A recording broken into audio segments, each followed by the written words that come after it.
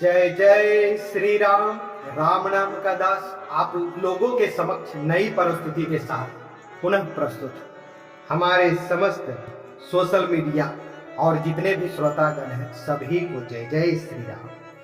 आप लोग जिस प्रकार से कमेंट करके और हमारा उत्साह वर्धन करते हैं और जिस प्रकार से आदर के साथ और प्रस्तुति के लिए प्रेरित करते हैं, इसके लिए आपको बहुत बहुत धन्यवाद। तो आज मैं आपको समक्ष बताने जा रहा हूं संस्कार किस प्रकार से अपने बच्चों को दें।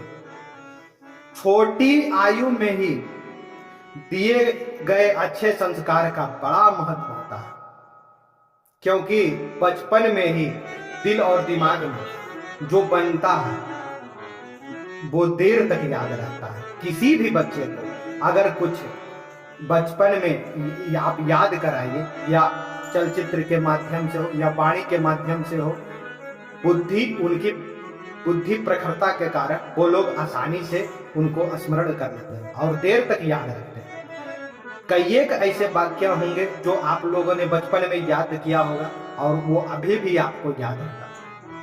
इसीलिए बच्चों को सही इतिहास पढ़ाया जाना चाहिए, ये मेरा मानना है, क्योंकि वो भी देर तक याद रहे, जिससे कि बच्चे हमारे गौरवशाली इतिहास में जो महान पुरुषों के बारे में पढ़े और उनकी जीवन शैली को अपने जीवन का आधार बना, अपने चरित्र का नवनिर्माण करें। इसलिए ध्यान रखने की आवश्यकता है। भारत देश में करोड़ों वर्ष पुराना है, इससे प्राचीनतम कोई देश नहीं। हमारा इतिहास गौरवशाली है, लेकिन किन्हीं मलेच्छों के कारण इस पर संकट आता रहता है।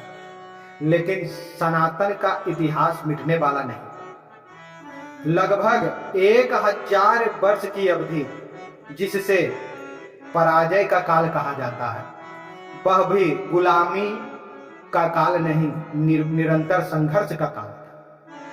इतिहास को ऐसे दृष्टिकोण से पढ़ाया जाना चाहिए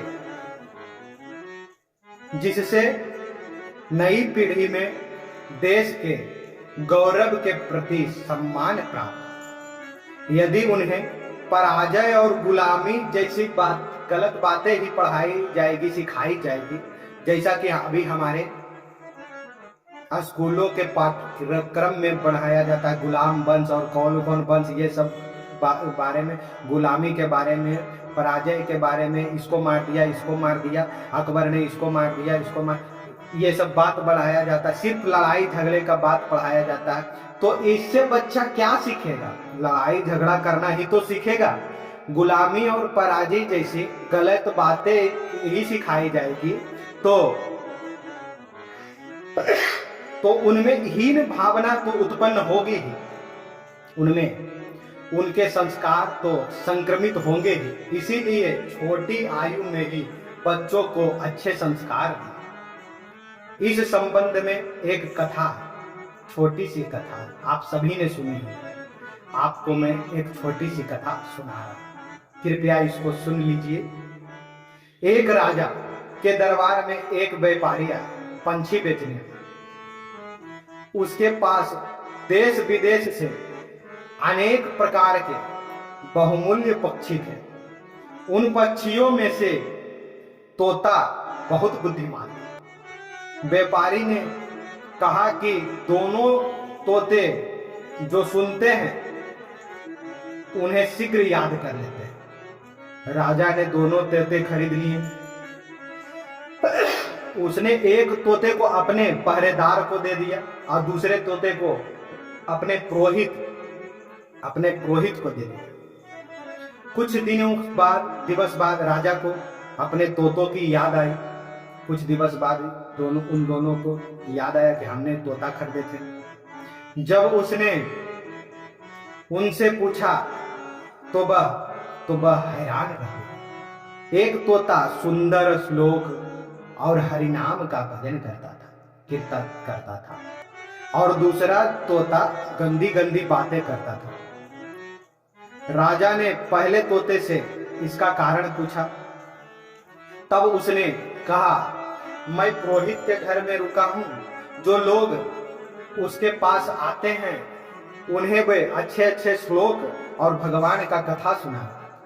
इसीलिए मैं भी वह सब बातें सीख ली, लेकिन मेरे साथी को, चौकीदार को दे दिया। और वो चौकीदार जो है आने जाने वाले को हर समय कोस कर बातें करता था, अपशब्द भाषण करता था। इसीलिए उसने गंदी गंदी बातें सीख ली। तब राजा को यह बात समझ में आ गई, यह दोष तोते का नहीं है बल्कि उस चौकीदार का है जिसके पास उसे रखा गया। इसीलिए बचपन में ही हमें बच्चों को सही इतिहास और महान पुरुषों के जीवन शैली के विषय में पढ़ाना चाहिए, बताना चाहिए, ताकि वह एक अच्छे नागरिक बनकर राष्ट्र निर्माण में अपना योगदान दे सके। कबीर तुलसीदास जी महाराज जो है अपने रामचरितमानस में उसी प्रकार से लिखते हैं, पवन चढ़ई रज गगन प्रसंगा, कीच ही मिलहि नीच जल संगा। साधु असाधु, दुर्जन हो या सज्जन हो, साधु असाधु सदन दोनों के घर में सदन सुख सारी सुख मने सुखा रहता है। सुमरहु राम देहि गन गाय। और एक जो सज्जन के यहाँ रहता है राम नाम का कीर्तन करता है, और दूसरा जो है भर भर दिन गाली देता है। तो इस प्रकार से हमें हमारे संस्कार शुरू से ही अपने बच्चों में देना चाहिए। उन्हें गलत इतिहास, मार काट वाला पढ़ाई नहीं पढ़ाना है, उन्हें गुलामी का पढ़ाई नहीं पढ़ाना है। उन्हें संतों का चरित्र, वो सद्जीवन, नैतिकता, नैतिक शास्त्र देने वाली बातों को हमें पढ़ाना है। जय श्री राम, श्रीमन नारायण, जय जय श्री राम। यदि आपको मेरी छोटी सी कथा समझ में आई हो तो आप लोग इसे आत्मसात करें और राम नाम के दास का अभिनंदन स्वीकार करें। जय जय श्री राम, राम नाम का